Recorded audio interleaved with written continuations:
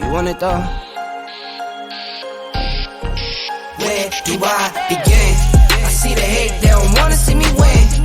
Bank deposits, I got more coming in. Top down, throw the money in the wind. I don't want it all. Hey everybody, this is Ehren from the Hot Tag Hooligans Wrestling Podcast Show, and here comes this week's 5-minute time limit.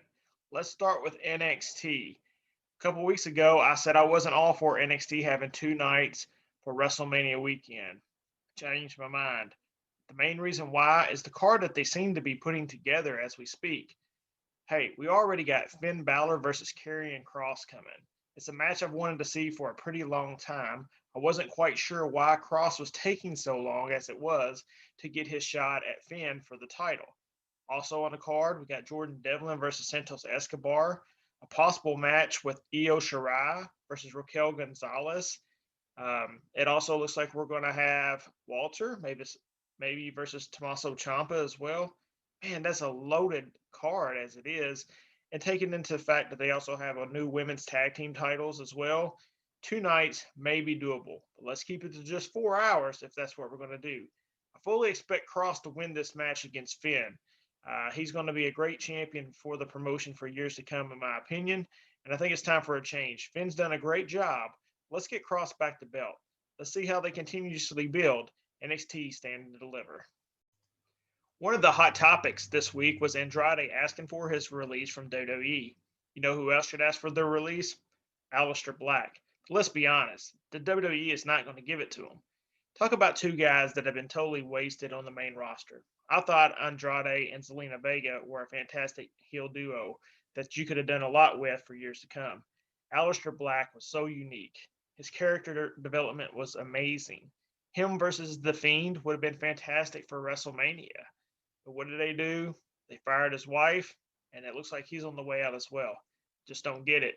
I don't understand why we continuously build up all this talent in NXT only for them to get to the main roster and throw them in the garbage.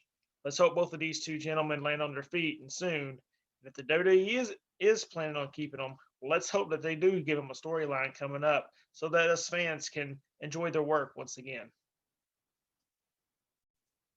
And finally tonight, we end with AEW. No, AEW gets a lot of grief as far as their women's talent goes and about how they continuously don't push them to the way that they should. But guess what they did this week? They gave them the main event. And they gave Thunderosa and Dr. Brit Baker about 20 minutes to tear each other from limb to limb. And guess what? I couldn't stop watching it. It was violent. It was brutal. They had me invested. The storytelling was great. And man, are these 2 women going to feel it in the morning. AEW needs a little bit more like this. They need to start showcasing the women a little bit better. On AEW Dark, they do a great job. There's some great talent over there that they've been pushing on that program. Jade Cargill is another one that they're seemingly very high on, and her potential is unlimited as well. Next up, I would love to see Thunder Rosa versus Sheeta for the title. If you're not going to do that, let's do a 3-way with Sheeta, Britt Baker, and Thunder Rosa. It's the women's time in AEW.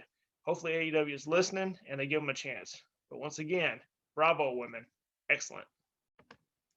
Hey guys, and that's all the time we have for this week. Make sure you guys are subscribing down below and make sure to join us every single week at the Hot Tag Hooligans Wrestling Podcast Show. We'll see you guys next week.